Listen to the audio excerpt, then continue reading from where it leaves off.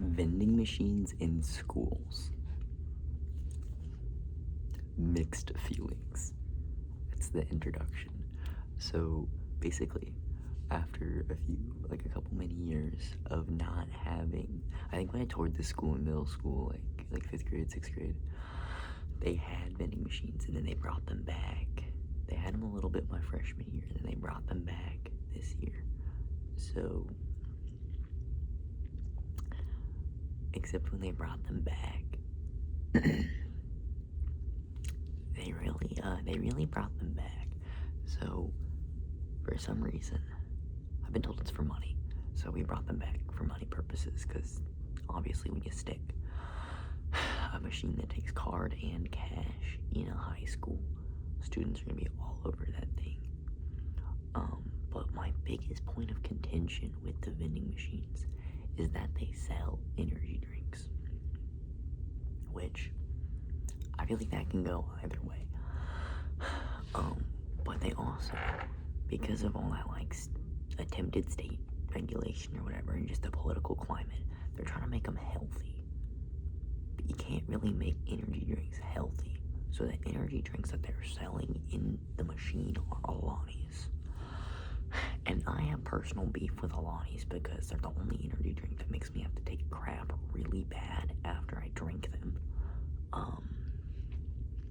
Like coffee but on steroids. Or like entering a bookshop. But also, they're one of the energy drinks with the highest amount of caffeine on the market. And I know some of these kids who will buy like 2 or 3 and then just drink them like one after the other.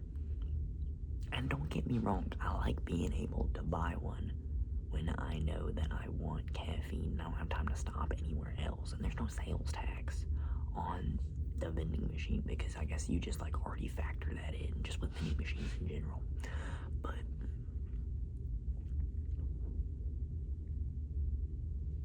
why? Why are you putting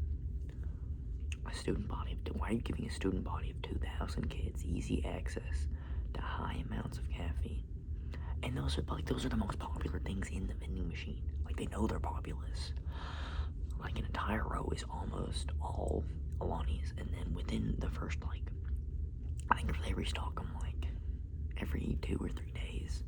I think it's Mondays, Wednesdays, or whatever. But you'll have people, or maybe it's Tuesdays and Thursdays. You'll have people buy them. They're sold out the morning after they restock them. Of the energy drinks, they still have other everything else. But I'm surprised that the vending machine hasn't just turned into energy drinks at this point.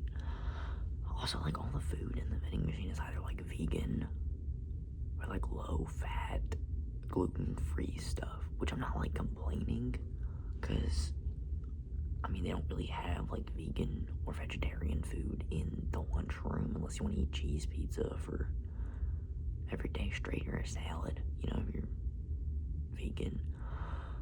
But is giving your student body easy access to mass amounts of caffeine really a good idea? Now in August, when school started back, in the summer, they got the vending machines September maybe, those things were selling out every single day, left and right. So it slowed down. I wouldn't say considerably, but it slowed down a pretty decent chunk since then. But there's been so much. I just really wonder, at what point does the money get over it, right? Student body hyped up on caffeine, money. Student body not hyped up on caffeine, no money. Is the money really worth it? Now, I can't, look at the profit margins. I can, wait.